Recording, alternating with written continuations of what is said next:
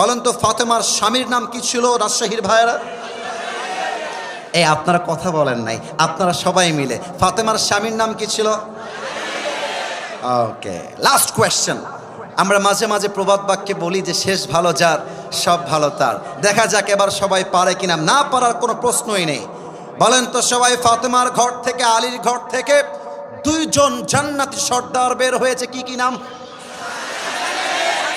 Right answer. আর একবার, হাসান আর এই তোমরা না একটু বোকা, বুঝেছো কেন বলছি জানো? এই যে আলীর তাওয়াক্কুল দেখো, ফাতেমাকে পছন্দ হয়েছে, কোনো ঘোরাঘুরি নাই, সোজা গিয়ে বাপকে অ্যাটাক। আপনার মেয়েকে বিয়ে করব, আপনি দিবেন কিনা তাই বলেন।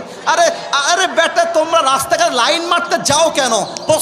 পছন্দ হয়েছে, বাপকে অ্যাটাক, দিবেন কিনা তাই বলেন। কোনো ঠিক আছে কিনা বলো। লাইন মেরে ব্যক্তিত্ব নষ্ট করতে যেও না। আর মেয়েরা ভাবে আরে আমার মতো সুন্দরী আর কেউ নেই।